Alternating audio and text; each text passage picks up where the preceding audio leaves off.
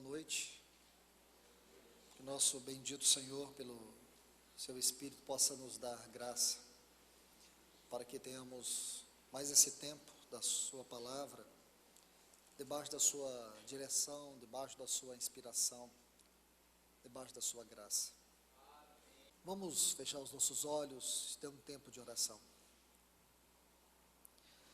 Pai Santo, no nome do teu grandioso e eterno Filho Jesus, é neste santo nome que nós estamos aqui orando, confiando a Ti nossas vidas, confiando a Ti este tempo da Tua palavra.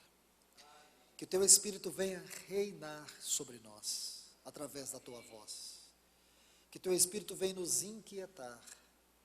Que Teu Espírito venha nos falar de maneira clara, especialmente naquelas áreas em nossa vida onde nós temos tanta carência de Ti, Senhor.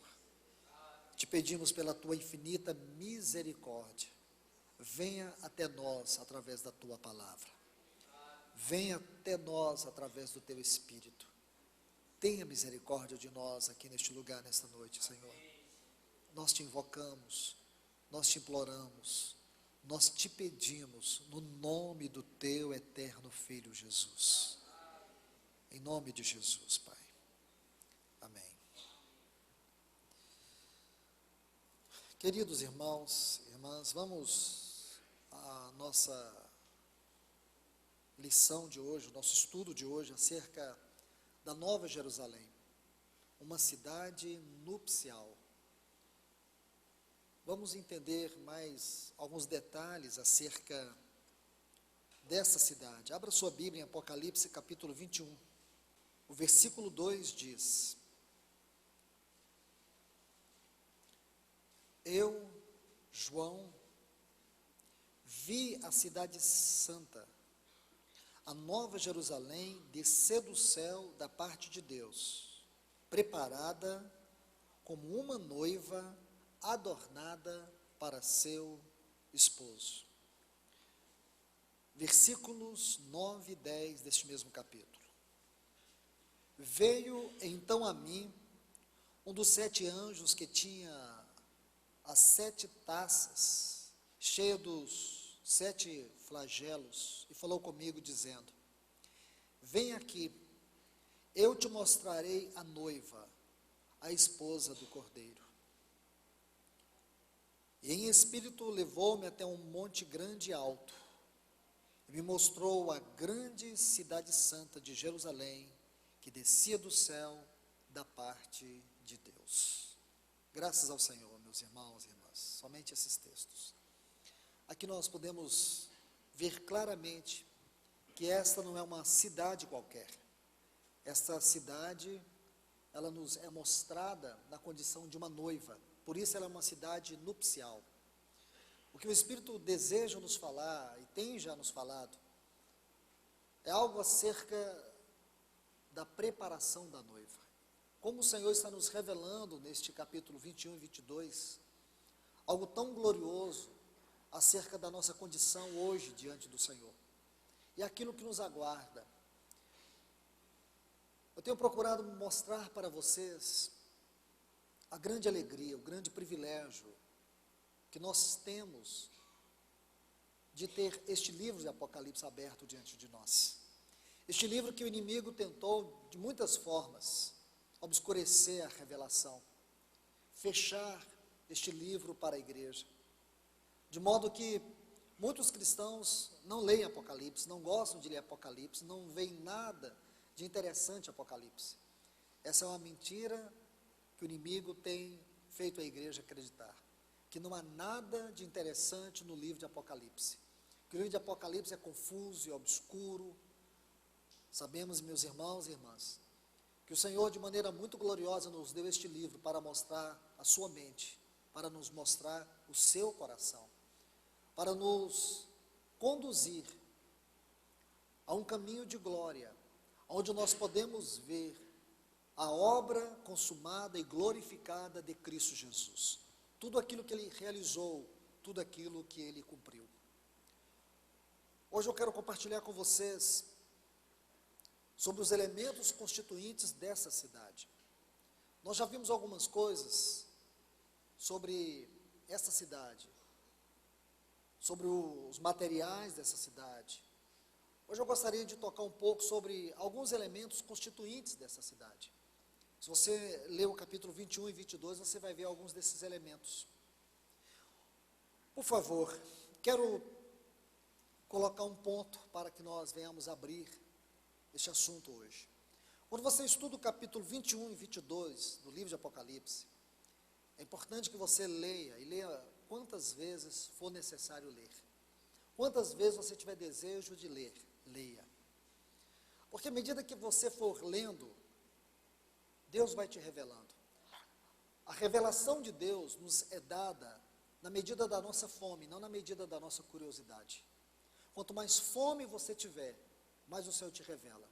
Agora, quando você lê a Bíblia por curiosidade, quando você busca apenas ter conhecimento dela, você não vai ter uma resposta da parte de Deus.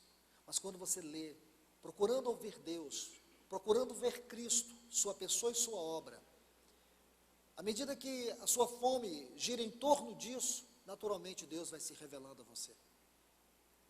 Então, quando você lê o capítulo 21 e 22, você vai observar muitos detalhes. Será impossível que qualquer um de nós venhamos esgotar todos os detalhes intrínsecos dessa cidade, que estão dispostos para nós nesses capítulos 21 e 22. Vou colocar, por exemplo, este aqui, a unidade absoluta que existe nessa cidade. Quando você lê esses dois capítulos, como já lhes disse, muitos detalhes vão aparecer. Este é um deles. Por favor, observe o capítulo 21. Aqui no versículo 19, você vai ver os fundamentos. Capítulo 21, versículo 19. Os fundamentos. Você vai ver mais embaixo as pedras preciosas. Mais embaixo, versículo 21, as 12 portas, que eram 12 pérolas. Esses são elementos constituintes da cidade, da Nova Jerusalém. Agora, existe um outro detalhe, contrapartida a isso.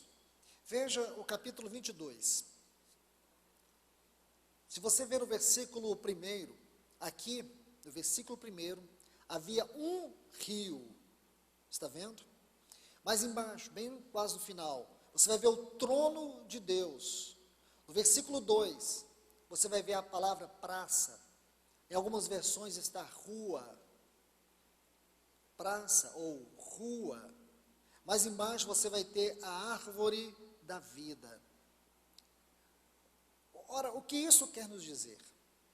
Quais são as características que nós podemos ver de todas essas palavras, expressões que nós encontramos aqui? A diferença é simples. Se você observar no capítulo 21, todos os elementos que eu citei para vocês, eles estão no plural. Mas quando você lê o capítulo 22, você vai ver que todos os elementos aqui estão no singular. Não há plural. Está vendo aí um rio, um trono, a rua, a árvore da vida. O que é que o Espírito quer nos mostrar? O Espírito quer nos mostrar a unidade absoluta que reinará sobre esta cidade. No final, tudo vai convergir para uma unidade absoluta. Por isso que você tem que observar algo: Deus não aceita divisão. Toda forma de divisão em torno do corpo de Cristo é maligna e não converge para a Nova Jerusalém.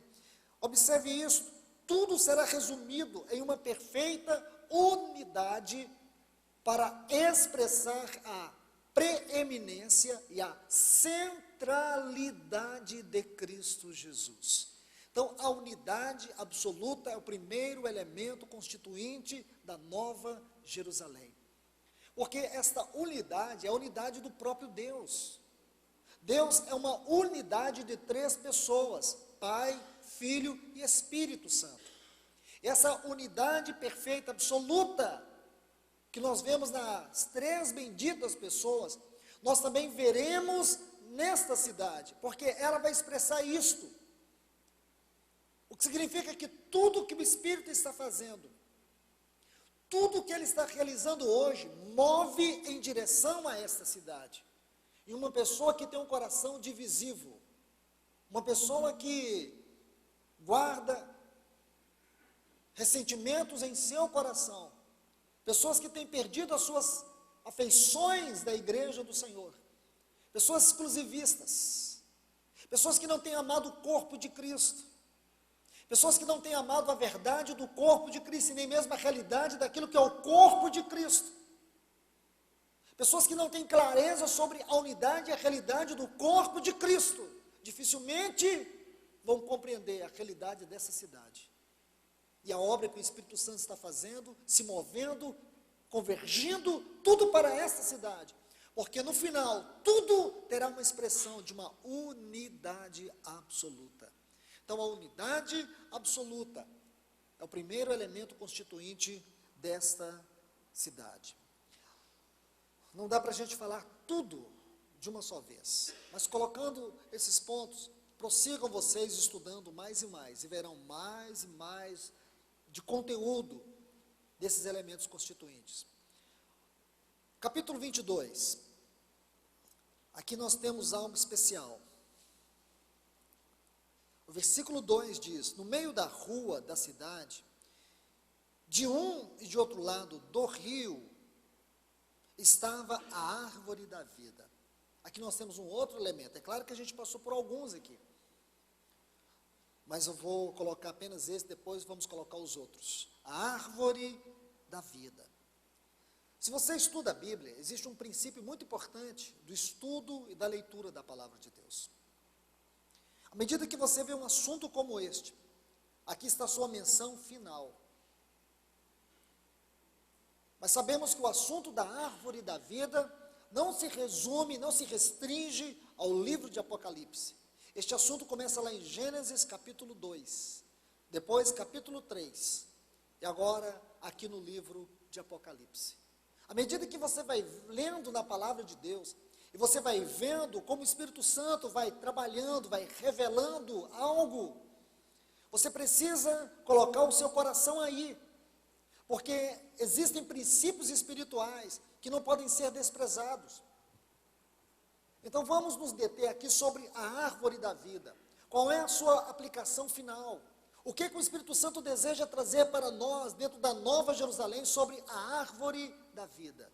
Por favor, volte comigo aqui em Gênesis capítulo 2. Porque a menção final de qualquer assunto, ou tema, ou objeto, de maneira particular na Bíblia, é uma chave para nós compreendermos o seu significado espiritual. Gênesis capítulo 2. O versículo 9. E o Senhor Deus fez brotar da terra toda árvore agradável à vista, e boa para comer, e também a árvore da vida no meio do jardim, e a árvore do conhecimento do bem e do mal. Ainda, por favor, capítulo 3.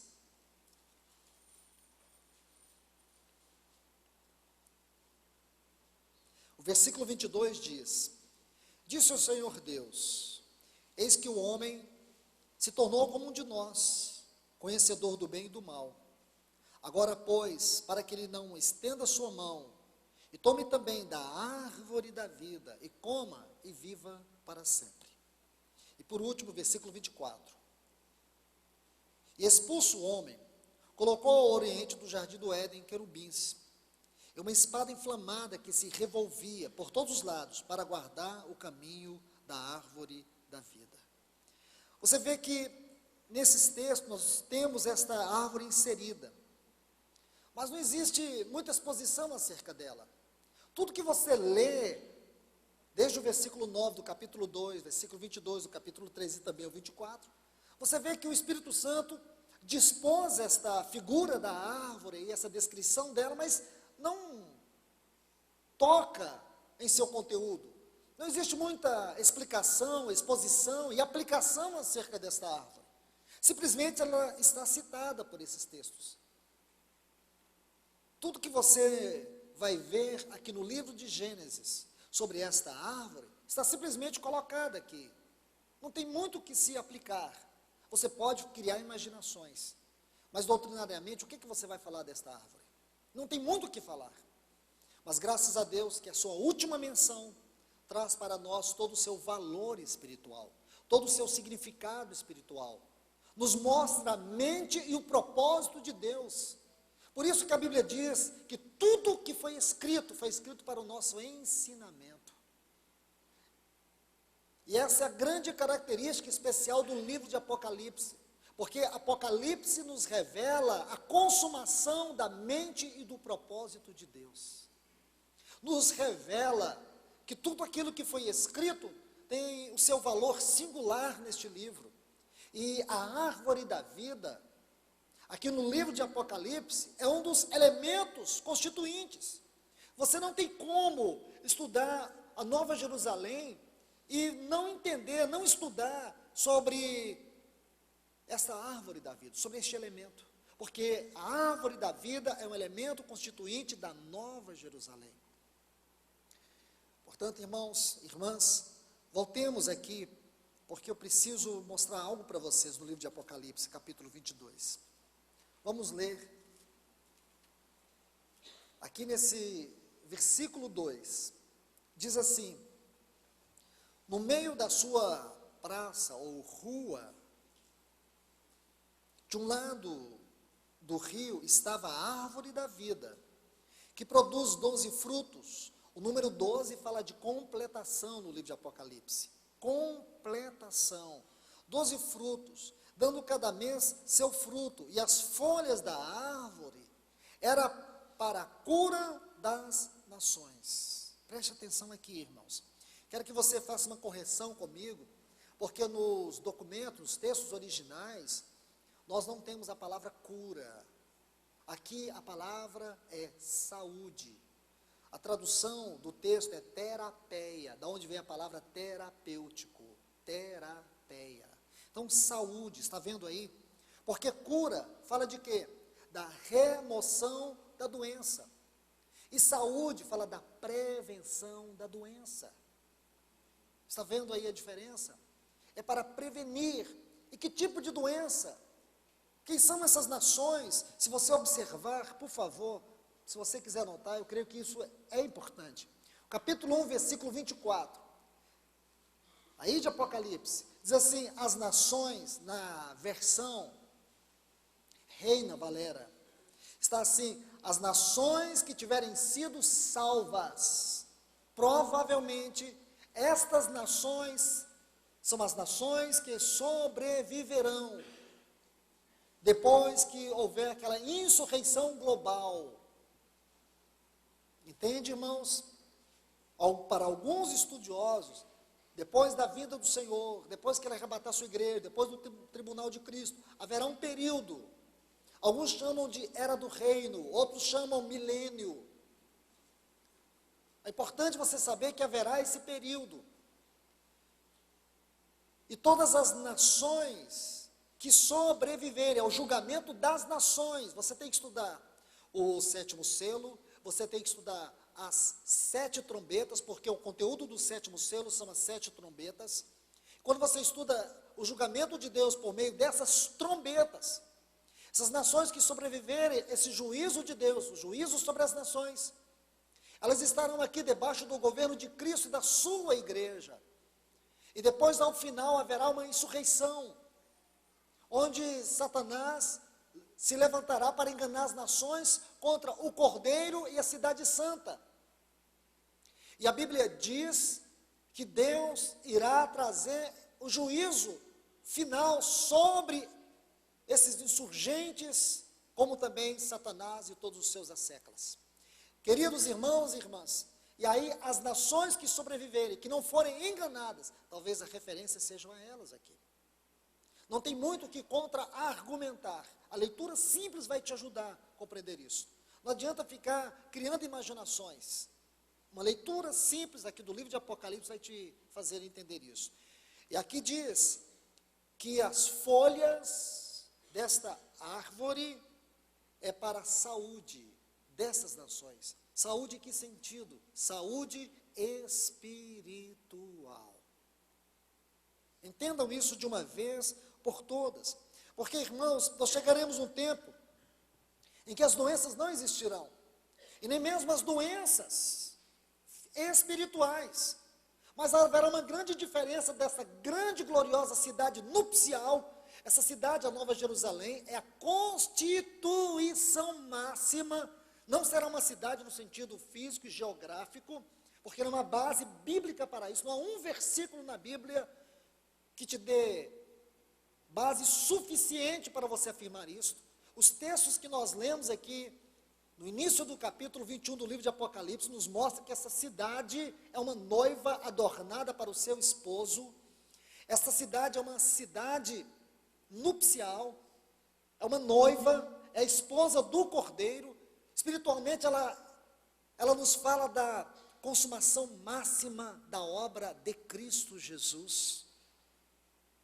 Veja tudo isso, porque tudo que diz respeito a ela, todos os seus materiais, todos os elementos constituintes, tudo isso tem um significado espiritual que mostra a maneira como Cristo está sendo conformado, a maneira como Cristo está sendo trabalhado, a maneira como Cristo está sendo dispensado para que um dia nós nos tornemos uma expressão viva para a sua glória e satisfação eterna. Então, queridos irmãos e irmãs, quero que você veja isto. Versículo 3, detalhe muito especial, está assim: nela não haverá mais maldição. Está vendo? Não haverá. Então, o que significa a cura das nações?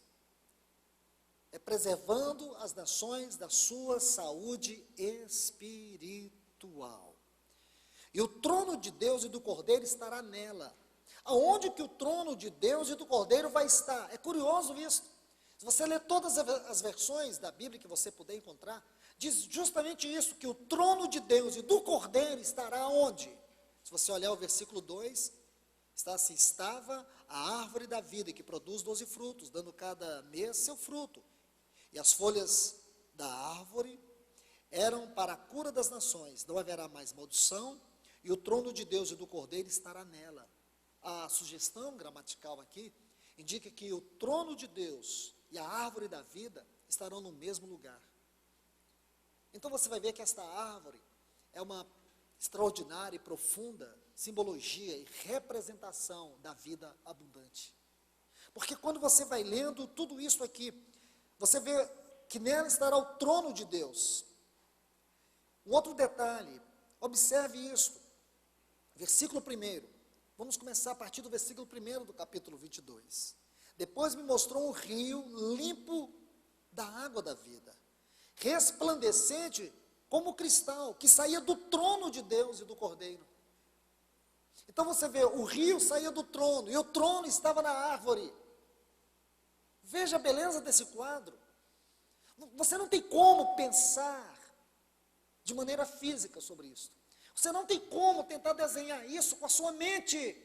Você precisa da mente do Espírito, não é para desenhar, é para ter revelação. É para compreender o quanto emana de vida do governo de Deus e da glória de Deus acerca desta árvore. Estão vendo aí, irmãos? Porque isso fala de vida triunfante, vida abundante. O que que esta árvore representa na Nova Jerusalém? Representa a vida triunfante, representa a vida abundante. Porque aqui nós temos três coisas. Nós temos o rio de águas vivas, ou de água viva, nós temos o trono de Deus, e nós temos a árvore da vida. Então nós temos o governo de Deus, nós temos a vida de Deus, e nós temos o poder de Deus. Tudo isso, irmãos, que o Senhor quer nos mostrar aqui. Dessa cidade, ela está sendo edificada de maneira espiritual hoje. Como entender isto? Como nós podemos entender o que Deus está edificando? Como nós podemos entender aquela edificação lá? Nós só vamos entender aquela edificação lá se nós entendemos o que Ele está edificando aqui. Porque o que Ele está edificando aqui converge para o que Ele vai edificar lá. Porque a edificação lá é a consumação do que Ele está edificando hoje, em mim e em você. Tanto de maneira pessoal, como de maneira congregacional. Se nós não entendermos a nossa união com o Senhor, nossa relação com Ele, de intimidade, se nós não compreendermos o valor real de tudo isto, nós jamais vamos compreender o significado espiritual da edificação de Deus. Permita-me, irmãos, irmãs, mostrar-lhes algo acerca desta união com Cristo, porque essa união com Cristo vai mostrar para nós, vai abrir os nossos olhos para que possamos ver não apenas a glória da consumação da obra de Deus na Nova Jerusalém, mas contemplar hoje a glória da obra de Deus que está sendo realizada em mim e em você. Porque nós podemos criar uma expectativa no futuro e perder a visão do que está sendo feito hoje, do que foi realizado, do que foi dado, a dimensão, a profundidade do dispensar da graça de Deus por meio do seu Filho para a nossa vida. Meus irmãos e irmãs, nós lemos esse texto na reunião de domingo passado, mas vamos ler novamente esses textos, aqui de Colossenses capítulo 3, vamos ler apenas os versículos 1 a 3, nossa ênfase na semana passada foi dos versículos 5 a 11, mas vamos colocar agora a nossa ênfase nesses 3 versículos. Diz assim: portanto, se fostes ressuscitados com Cristo, ou juntamente com Cristo, se fostes ressuscitados juntamente com Cristo, buscai, gostaria que você sublinhasse esta palavra, buscai as coisas lá do alto, onde Cristo vive, assentado à direita de Deus. Pensai, essa outra palavra também, por favor, sublinhe essa palavra, buscai e pensai nas coisas lá do alto, não nas que são aqui da terra. Por quê? Porque morrestes, e a vossa vida está oculta juntamente com Cristo em Deus. Aqui 2 preposições que eu gostaria que vocês não deixassem elas passarem despercebidamente. Sublinhe elas também. Juntamente com Cristo em Deus. Quando Cristo, que é a nossa vida, se manifestar, então vós também sereis manifestados com Ele em glória. Amém? Vamos estudar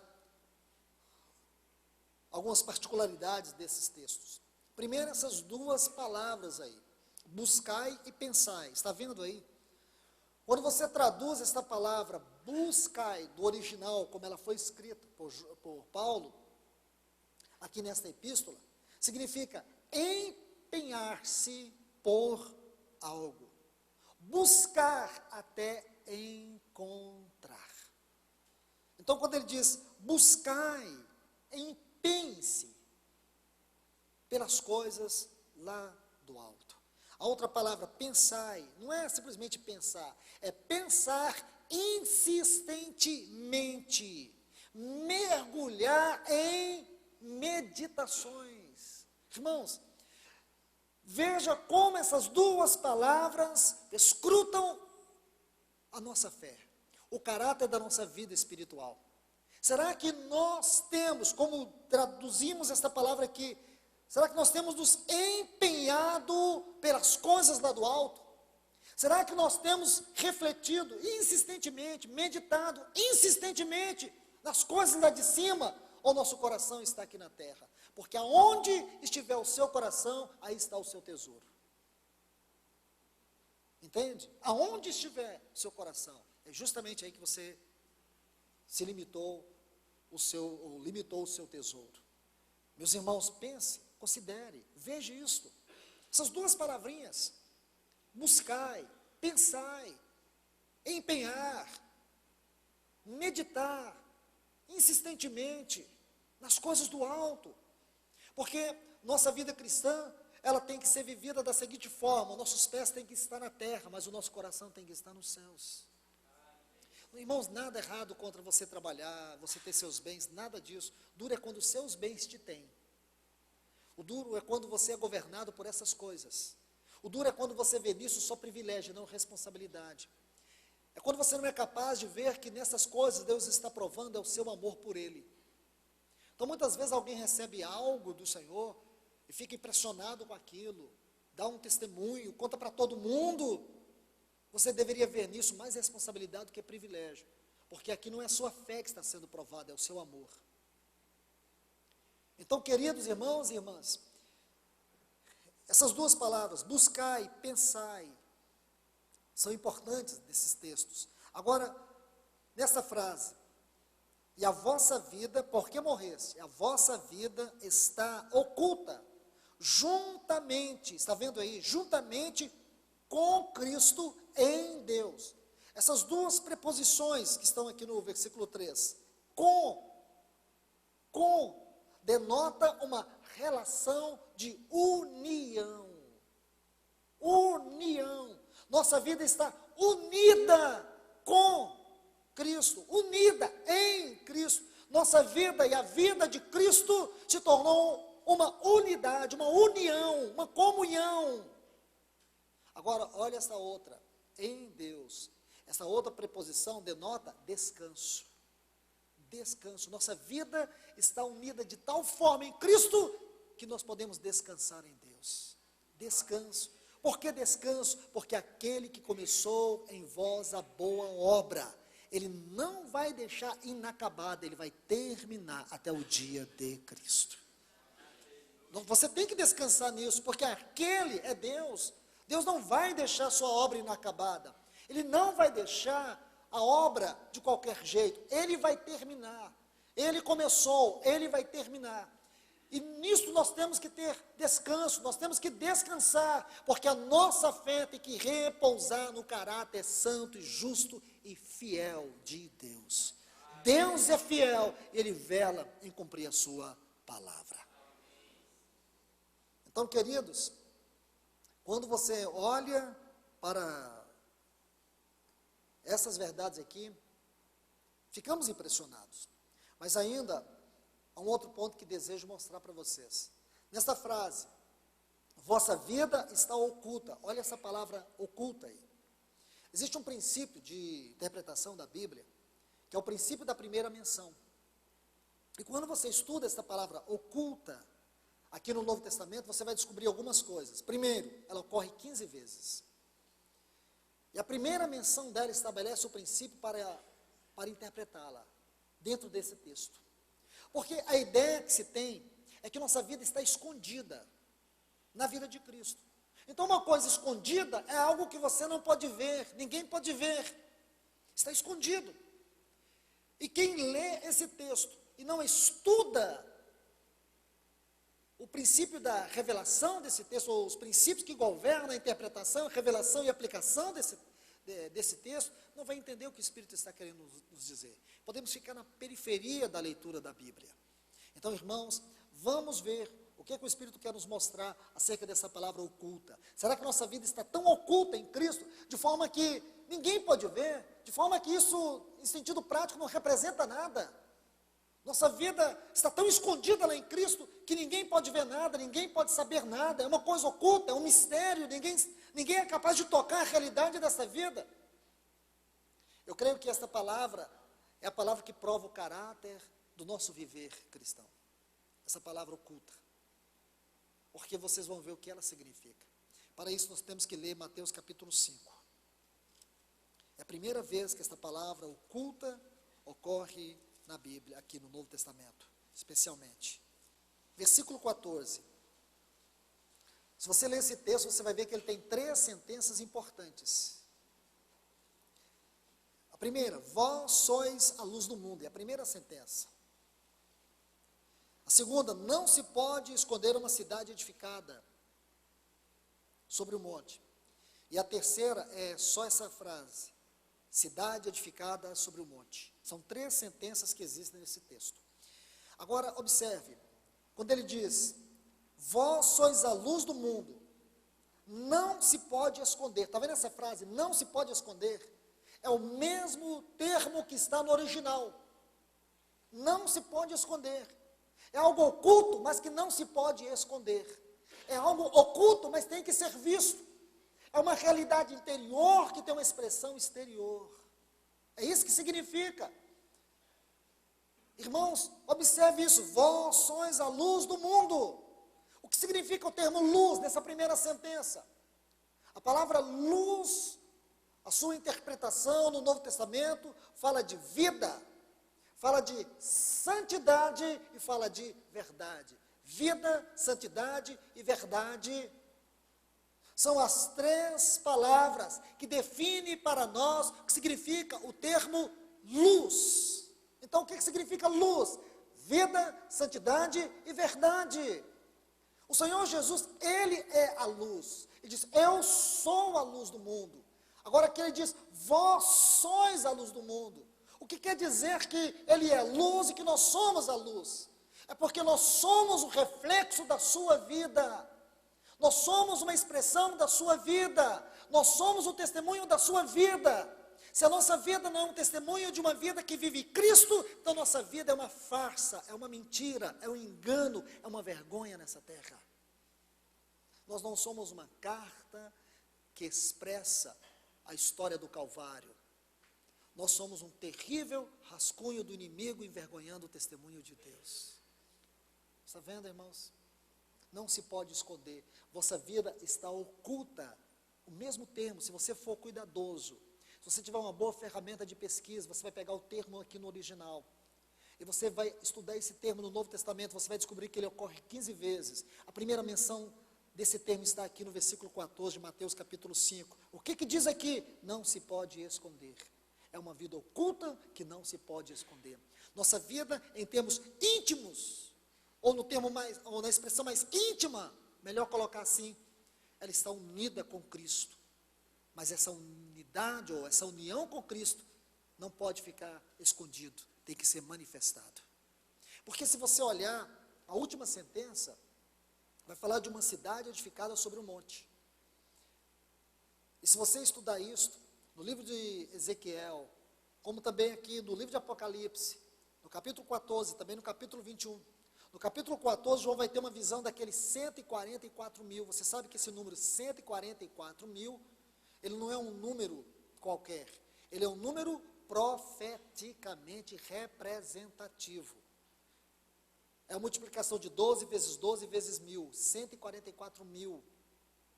Esse número 144 mil fala da completação das completações, ou também a completação máxima da obra de Deus. E não é justamente este o assunto da Nova Jerusalém? Se você pegar aqui no capítulo 14, você vai ver que João tem uma visão desses 144 mil e do Cordeiro, e eles estavam sobre o Monte Sião.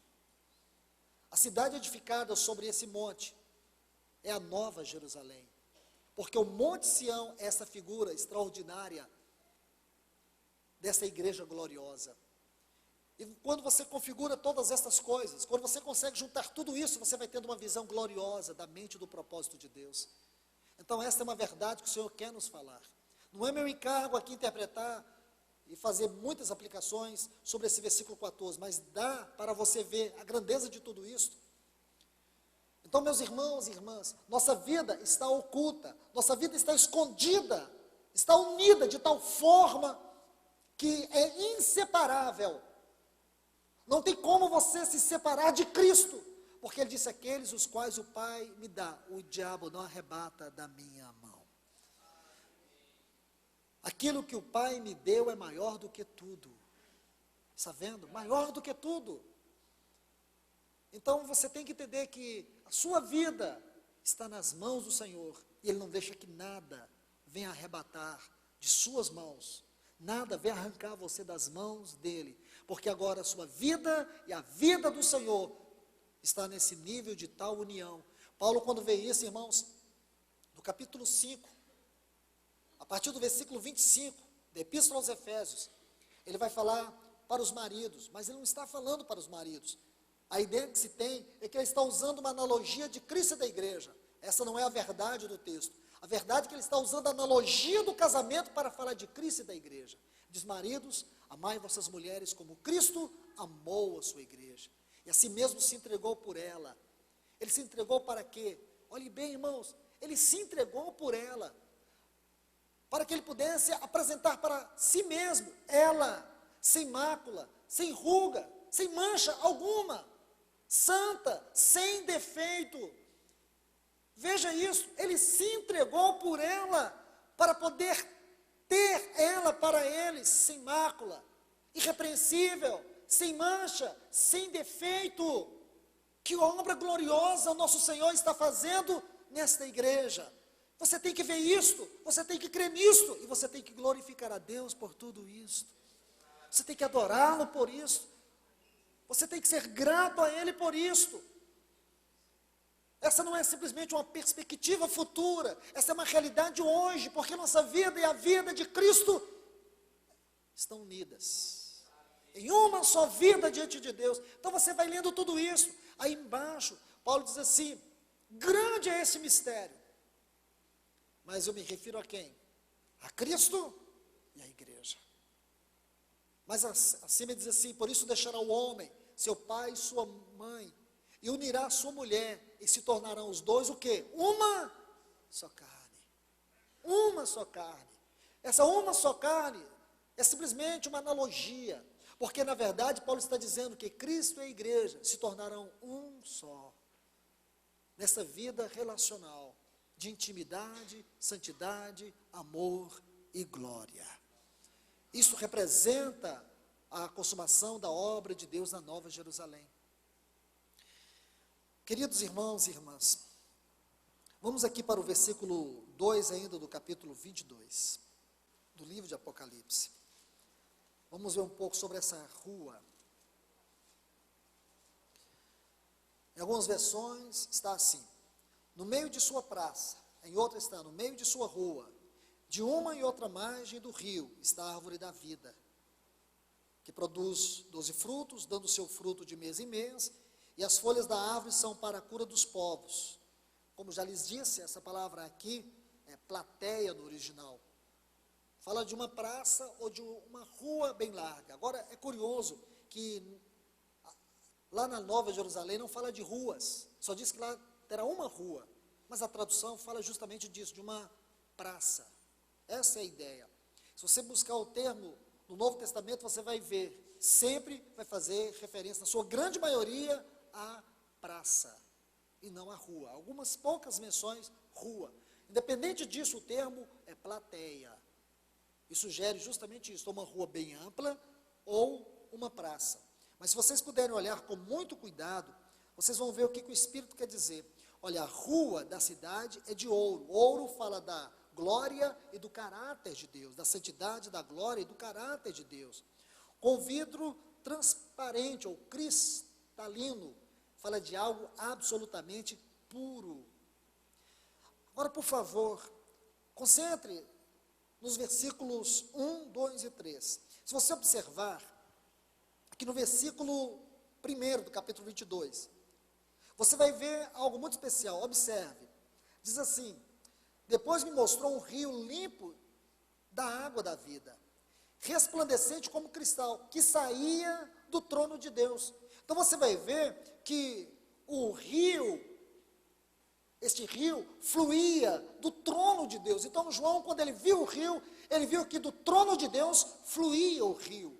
Agora observe o versículo 2. No meio da rua da cidade, de um lado e do outro, estava quem? A árvore da vida.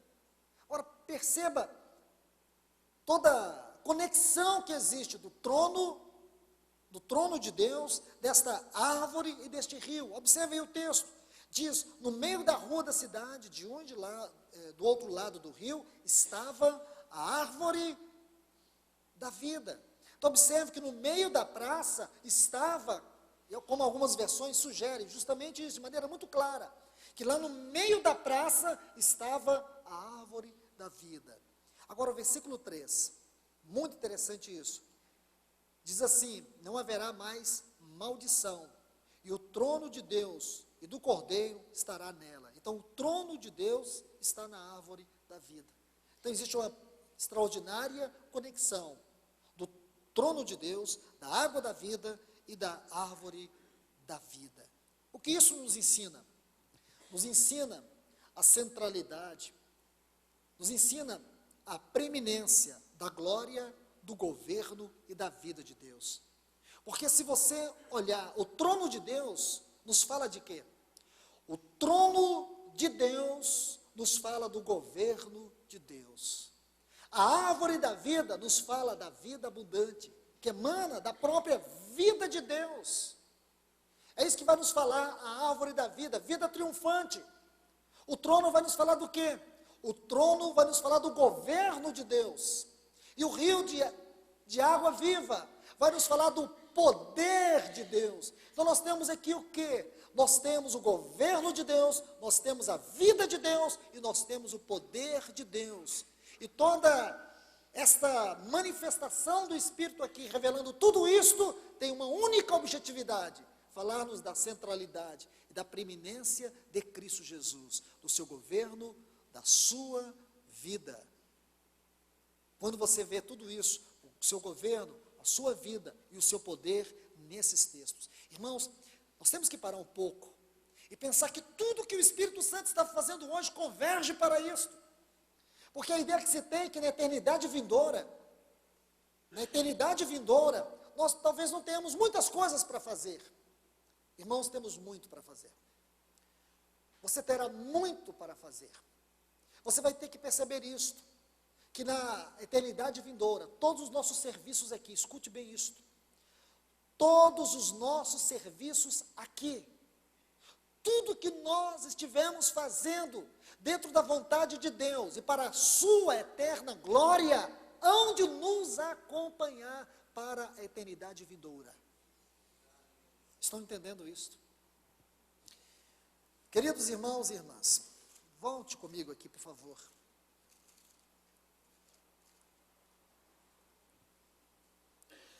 Quando você estuda esse capítulo 14 do livro de Apocalipse, o que é que você vai ver aqui? Se você ler os versículos primeiro, até o versículo 5, você vai ver uma preciosa atividade da igreja naquele tempo: a adoração.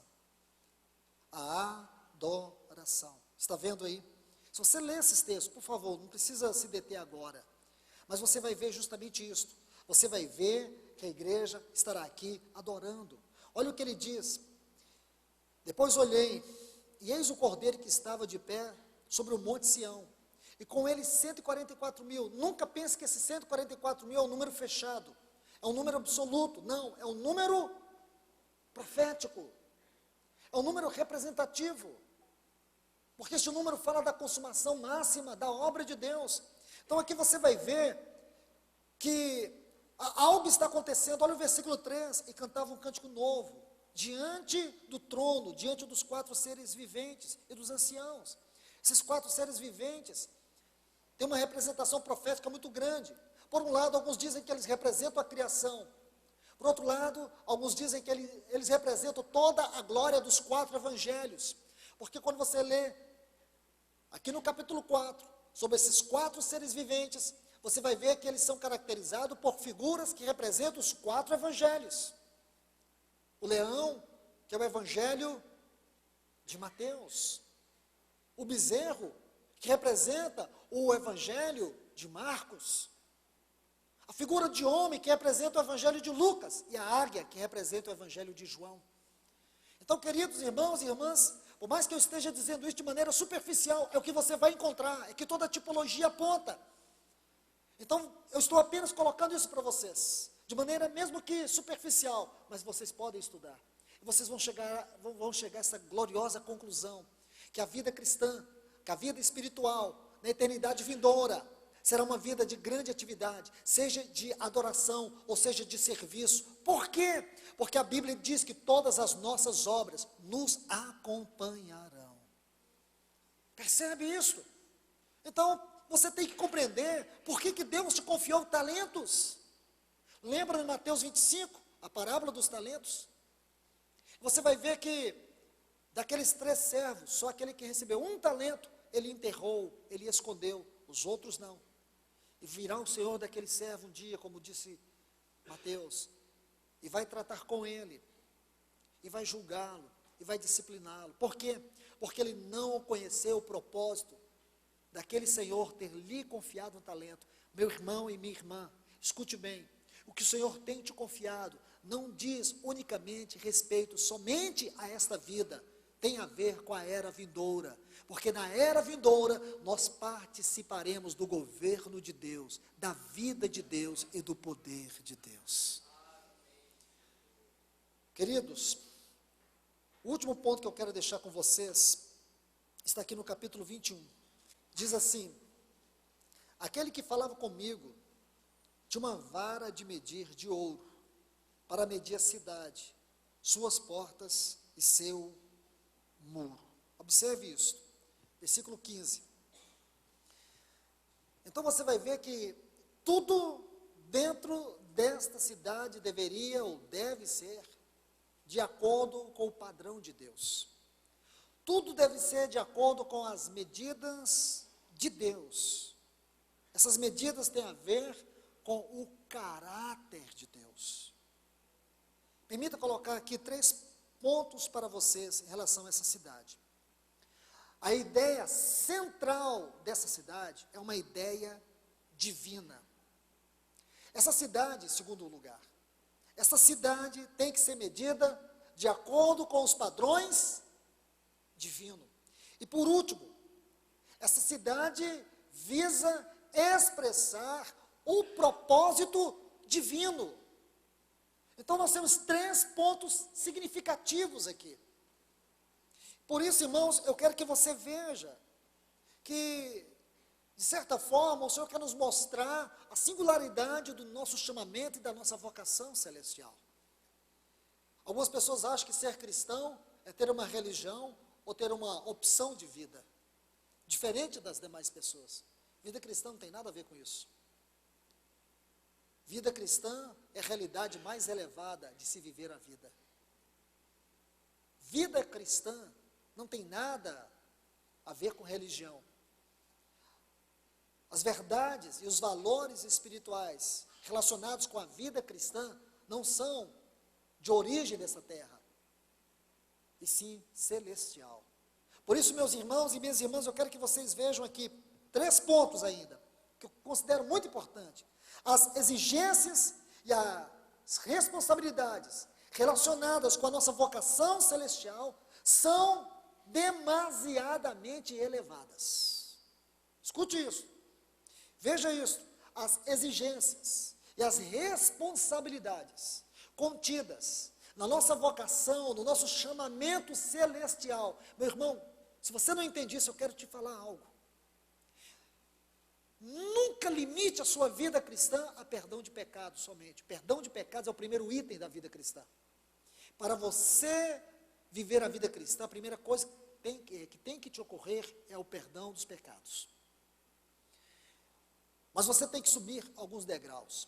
Aí você vai ter que perceber que existe um propósito maior do que nos livrar do inferno. Até porque nos livrar do inferno não é um propósito, nunca fez parte do propósito eterno de Deus. Porque o propósito de Deus não era nos livrar do inferno.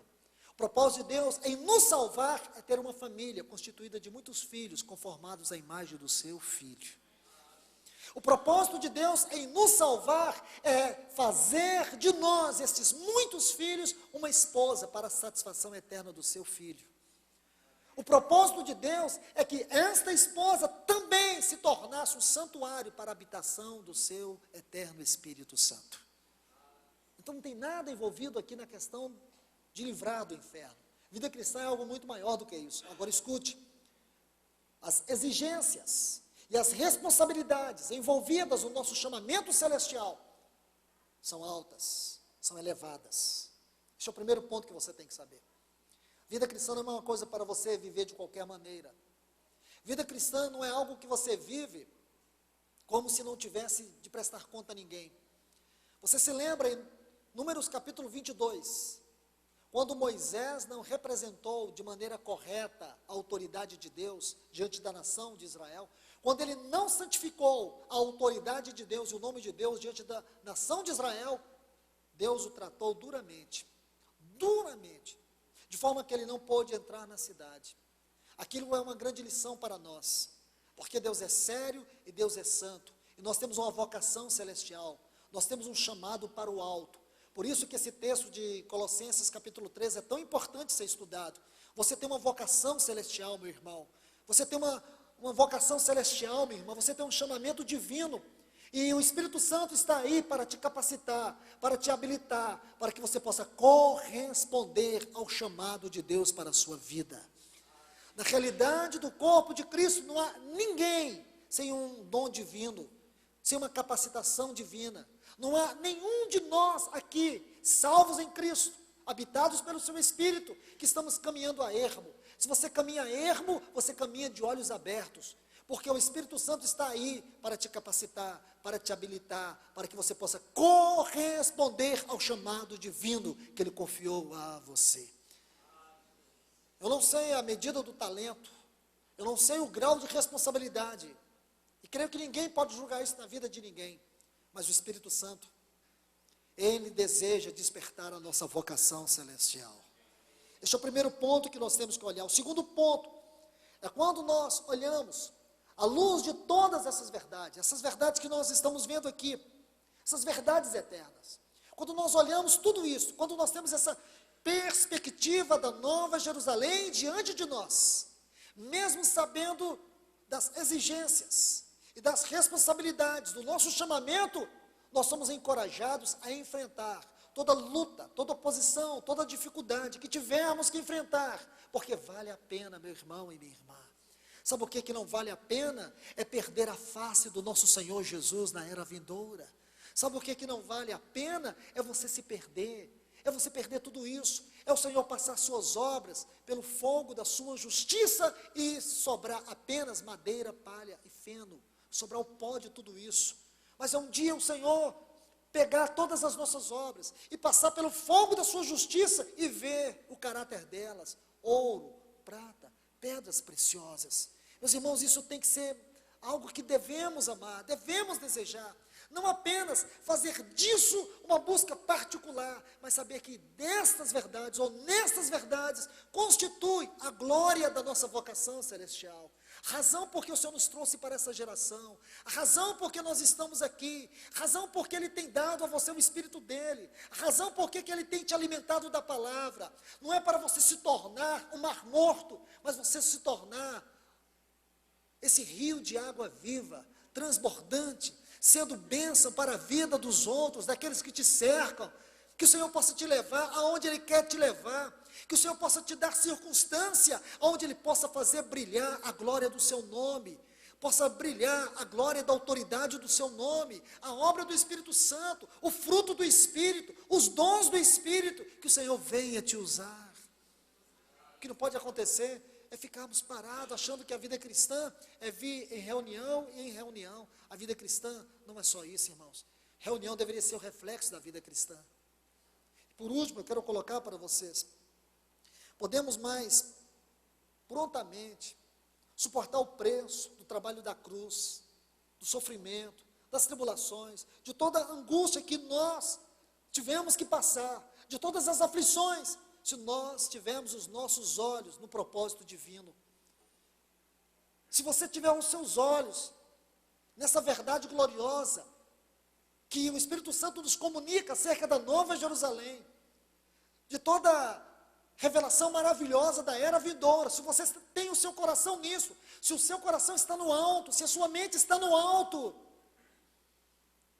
eu tenho certeza que você se sentirá cada dia mais e mais encorajada a despeito das limitações, das aflições, das angústias que você passa. Talvez você olhe para você, você se vê tão limitado, tão limitada. Talvez você olhe para você, você se sinta tão infeliz, porque você não tem a vida que você gostaria de ter. Você não é aquela pessoa que você gostaria de ser. Mas eu quero te falar que você tem a vida que Deus quer que você tenha, e você é quem Ele quer que você seja. Porque Ele não te criou para você mesmo. Aquilo que ele disse para Jeremias, lá no capítulo 1, versículo 5, antes que saísse da madre da tua mãe, eu já te conhecia, eu te chamei, e eu te dei por profeta às nações. Irmãos e irmãs, nós não somos erro da história, nós não somos fruto dos nossos pais, nós somos parte de um plano soberano de Deus. É isso que Deus quer que você veja, é isso que Ele quer que você olhe, é isso que Ele quer que você creia. Que Deus nos abençoe, que essa palavra venha a ser vida em cada um de nós, que o Senhor nos ajude. Continue lendo sobre esses 2 capítulos, permita que o Espírito Santo transborde na verdade, na revelação e na aplicação deste maravilhoso assunto no vosso coração. Que Deus vos abençoe.